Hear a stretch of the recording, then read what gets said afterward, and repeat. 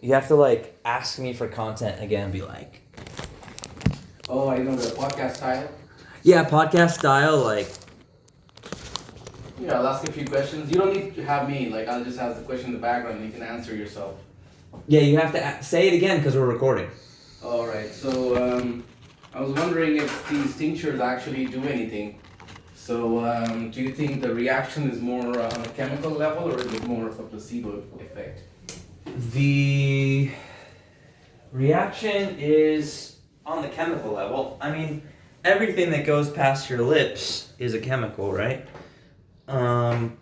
But you said something about the herbs being dry. Yeah, I thought like if it's dry, maybe its chemical composition has died inside.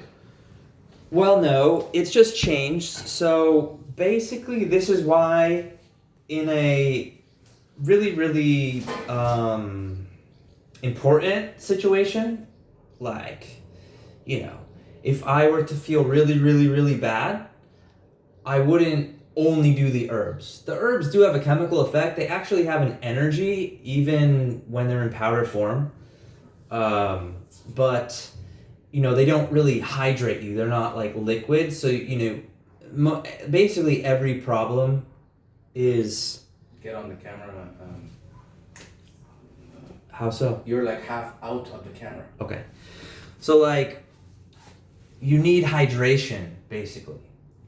So the herbs are going to basically kill bad bacteria and be like an astringent. So they can, imagine if you had like an herb, I don't know what a good herb would be to say, like even the one that's in here, the one that's red, I forget. Hibiscus. Like the hibiscus is like sour and tart. And it's, even though it's like dry, it's still like kind of like, it has a chemical reaction to astringe. It's an astringent. So if we think about the astringent herbs, that will like suck on the bowel wall, So first you have killing that goes on, kills the bad guys, which some people feel like amazing just with the herbs because they kill the parasites. But if you're in a really, really feeling bad situation, seriously feeling bad situation, you need to go further into digestive rest is one, but hydration is the other thing. That's why I'm so much a believer in the fruit, because the fruit can be processed, has every single necessary amino acid,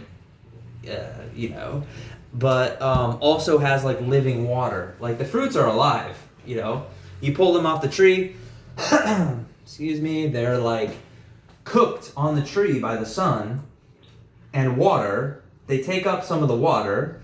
They still have energy, maybe in a minute. So they still have energy, and they have like water, like structured water. I think they say it's like H3O2 or something like this. It's basically the state between a solid and a liquid. It's the gel that's in that grape, the jelly stuff. I don't know the chemical H2SO. I know the acid one is H2SO4. For an acid? Sulfuric acid, that's Sulfuric. H2SO4. Yeah, so, it's hydration. It's like liquid. It's water at the end of the day. So the goal of the tincture is to kill the bacteria. Pretty much, and to astringe. And there's a dynamic structure to everything, but, Would it kill the gut bacteria though? The good bacteria? The gut, good gut. The good bacteria? I don't think so, and to be honest, like, herbology has not been studied enough, but people, so let's just get back to like, some people could have like a bad subjective experience. They could feel bad for like a few hours if they like hit the herb super hard. And the reason for that is you kill the bacteria and you start to pull on the digestive tract. So, you have like lymph nodes everywhere. Like that's, when you massage or like you do those like Tai Chis or whatever that just could take you down by hitting one part of your body. Those are your lymph nodes.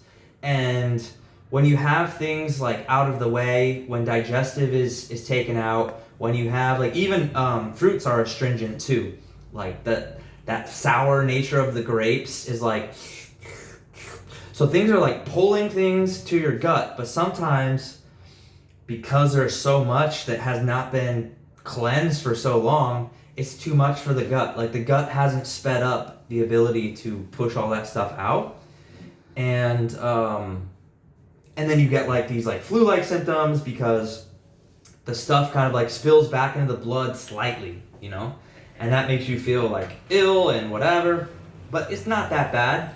And the one thing is that like herbs will also neutralize that, particularly peppermint in the gut. So Do you have peppermint in there? not peppermint here. Like I hit the peppermint really hard because like I will have like I can feel it's very funny. Like in here, like on one of my shoulders at a lymph node will be like a little pain here and a little pain in the gut. And I might feel a little bit like low energy. I might feel a little bit like nauseous even. And then I take the peppermint. I do 1 or 2 drops of peppermint oil in 2 cups of water. And it's strong because like like I'm a big guy, detoxing, like, you know, I really need to like cut that down. Like before I discovered the peppermint, it was like pretty strong. It happened on day 18 of eating nothing but watermelon. You know. So You eat only watermelon for 18 days? 18 days. Yeah, I think I went like 24 days total. Yeah. That's just called fasting. No, because like I got 2,500 calories at least of From watermelon? from watermelon. Yeah, that's How about. much watermelon were you eating? It's like a watermelon and a half per day. That's 2,500 calories? Yeah. It's not even possible. Isn't that mostly water? I know it has actually. I know there's sugar, but so it's mostly sugar calories. Well, there's carbs. It's fructose. So there's fructose. There's amino acids. Imagine what makes up a watermelon. It's structured. It's a 3D object that is built by amino acids, peptides. It has antioxidants. It has water. It has fiber. You know, so that You can do extreme shit, man. 18 days, that's nuts. I've never heard anybody. I water fasted, only water, no You're lemon, like no a big lime. dude. I thought that you would pass out, but maybe you're fine. Well, no, I did water only for 20 days. Okay, so you're used to the long stretches of no solid food thing. Yeah. I mean, that was like, I don't know, 7 years ago or something. Oh. You know, so, yeah. Basically, the reason why I still have to do like fruit or whatever, or like, it just makes you feel good. And it's like, every time I feel like, oh man, like, why do I have to do this? Is like, well, even the people who did not take the same evil prescription drug that I took still are not like pillars of health, you know? Like, society is feeling sort of like unhealthy and bad often. But I have to do a lot more work than most people. Like most people could just do like 1 day of fruit and then the next day, like they feel good for like. Yeah, like me, like normal person. Yeah, exactly. A normal person could just do. It's amazing what you could do with just 3 days. You have Detox. a detox for 3 days. Yeah. What would I do if I was a normal person? I had no dead drugs things. What would I, for like someone 5'9", 175?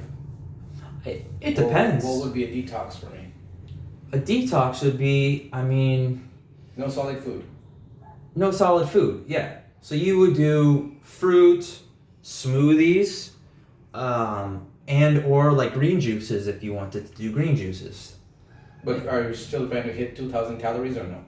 Yeah, why not? Like, yeah, I think that that's safe because you don't get hungry and you actually feel how good it feels to still get your energy and caloric requirements, but like just not have shit like getting stuck in your gut. Like, it's super weird because we're we're very kind of like sensitive. It's humans are weird because we have the most diverse like digestive tract. Like we're kind of like we can be omnivores, right? Like people are proving that every day by, you know. I thought we were omnivores and we can be carnivores or vegetarians. It's omnivores That's like by that. design. It's well. And then you can go one extreme and be okay, and your body will adapt, and you can go one extreme and you're okay. But like chimpanzees, for instance, are vegetarians. Yeah. I think they can only be vegetarians. Yeah, I mean, it also Then we can go one way or the other. we And can. fully be carnivore, and people that have been alive based on their bodies, and there's people who never eat meat and they're alive. So Yeah, I mean, we I think can. it's more about how your body responds to it. We're omnivores until we have a problem. You know. We're omnivores until you want to live like. If your medicine never happened, would you have been an omnivore, or would you have chosen the fruit diet still? No, I think that without my prescription accident of that horrible prescription drug, like, I don't think I would have become vegan. I don't think I would have become fruitarian. Like, maybe, like, well, I had some friends who did it, but like, I had become like vegan and kind of like fallen off because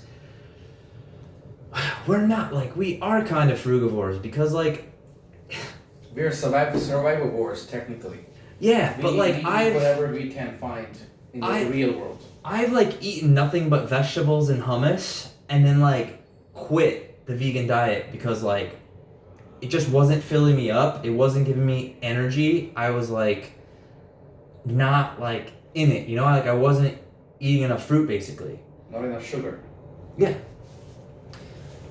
You know, every cell in our body runs on glucose, and fructose is one chemical molecular step from glucose.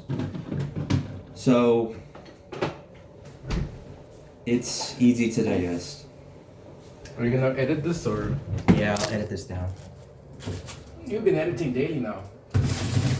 You're like more of a content creator than me at this point.